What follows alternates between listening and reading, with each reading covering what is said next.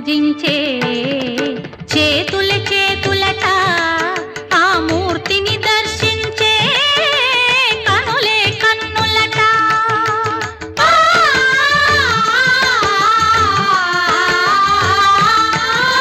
స్వామిని పూజించే చేతుల చేతులట ఆ మూర్తిని దర్శించే కనులే కన్నులట తన కథ వింటే ఎవరికైనా జన్మ తరించునట శ్రీ సత్యనారాయణుని సేవకురారమ్మ మనసారా స్వామిని కొలిచి